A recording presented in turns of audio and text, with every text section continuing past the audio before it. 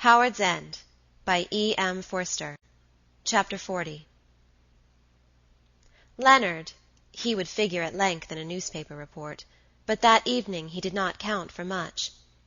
The foot of the tree was in shadow, since the moon was still hidden behind the house. But above, to right, to left, down the long meadow the moonlight was streaming.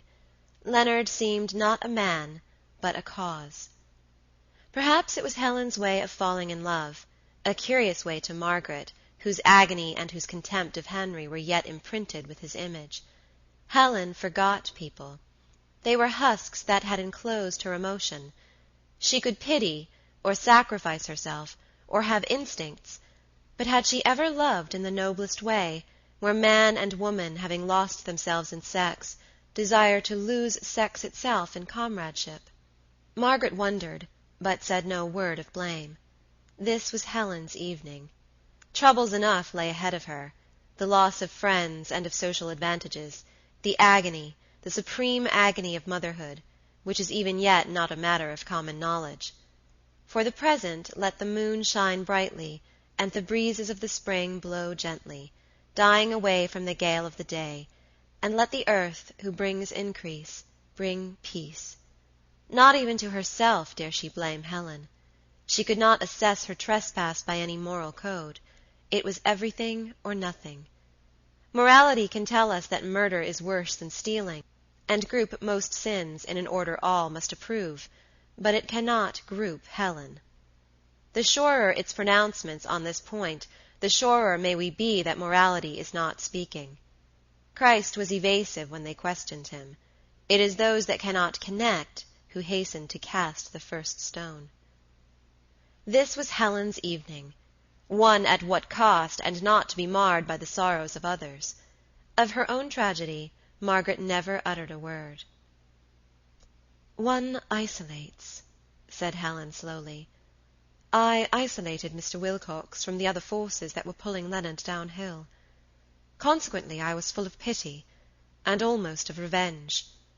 For weeks I had blamed Mr. Wilcox only, and so when your letters came—" "I need never have written them," sighed Margaret. "They never shielded Henry.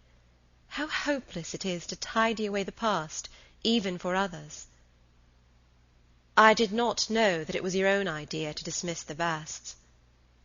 "Looking back, that was wrong of me." "Looking back, darling, I know that it was right. It is right to save the man whom one loves. I am less enthusiastic about justice now. But we both thought you wrote at his dictation. It seemed the last touch of his callousness. Being very much wrought up by this time, and Mrs. Bast was upstairs. I had not seen her, and had talked for a long time to Leonard. I had snubbed him for no reason, and that should have warned me I was in danger. So when the notes came, I wanted us to go to you for an explanation. He said that he guessed the explanation. He knew of it, and you mustn't know. I pressed him to tell me. He said no one must know, it was something to do with his wife. Right up to the end we were Mr. Bast and Miss Schlegel. I was going to tell him that he must be frank with me when I saw his eyes, and guessed that Mr. Wilcox had ruined him in 2 ways, not 1. I drew him to me. I made him tell me. I felt very lonely myself. He is not to blame. He would have gone on worshipping me. I want never to see him again, though it sounds appalling. I wanted to give him money and feel finished. Oh, Meg, the little that is known about these things." She laid her face against the tree. "The little, too, that is known about growth. Both times it was loneliness, and the night, and panic afterwards. Did Leonard grow out of Paul?" Margaret did not speak for a moment. So tired was she that her attention had actually wandered to the teeth that had been thrust into the tree's bark to medicate it. From where she sat she could see them gleam. She had been trying to count them. "Leonard is a better growth than madness," she said. "I was afraid that you would react against Paul until you went over the verge." "I did react until I found poor Leonard. I am steady now. I shan't ever like your Henry, dearest Meg, or even speak kindly about him, but all that blinding hate is over. I shall never rave against Wilcoxes any more. I understand how you married him, and you will now be very happy." Margaret did not reply. "Yes," repeated Helen, her voice growing more tender, "I do at last understand." "Except Mrs. Wilcox, dearest, no one understands our little movements." "Because in death—" "I agree." "Not quite. I feel that you and I and Henry are only fragments of that woman's mind. She knows everything. She is everything. She is the house, and the tree that leans over it. People have their own deaths as well as their own lives, and even if there is nothing beyond death, we shall differ in our nothingness. I cannot believe that knowledge such as hers will perish with knowledge such as mine. She knew about realities. She knew when people were in love, though she was not in the room. I don't doubt that she knew when Henry deceived her." "Good night, Mrs. Wilcox," called a voice. "Oh, good night, Miss Avery." "Why should Miss Avery work for us?" Helen murmured. "Why, indeed?" Miss Avery crossed the lawn and merged into the hedge that divided it from the farm. An old gap, which Mr. Wilcox had filled up, had reappeared, and her track through the dew followed the path that he had turfed over, when he improved the garden and made it possible for games. "This is not quite our house yet," said Helen. "When Miss Avery called, I felt we are only a couple of tourists." "We shall be that everywhere, and forever."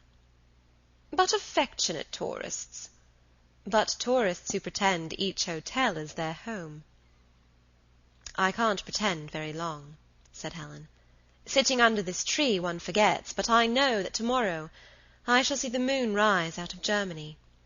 Not all your goodness can alter the facts of the case. Unless you will come with me." Margaret thought for a moment. In the past year she had grown so fond of England that to leave it was a real grief. Yet what detained her?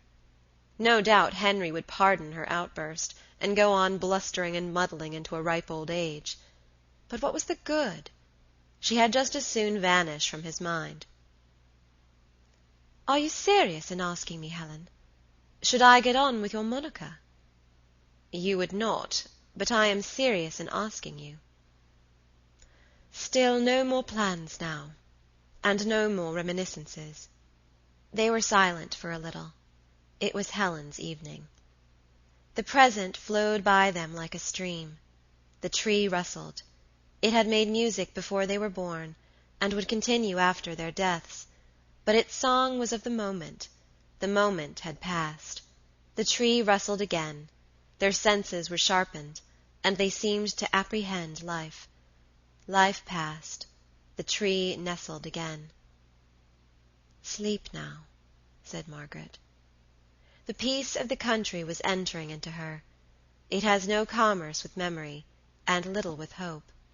Least of all is it concerned with the hopes of the next 5 minutes. It is the peace of the present, which passes understanding. Its murmur came, now, and now, once more as they trod the gravel, and now as the moonlight fell upon their father's sword. They passed upstairs, kissed, and amidst the endless iterations fell asleep. The house had enshadowed the tree at first, but as the moon rose higher the two disentangled, and were clear for a few moments at midnight. Margaret awoke and looked into the garden. How incomprehensible that Leonard Bast should have won her this night of peace. Was he also part of Mrs. Wilcox's mind? End of Chapter 40.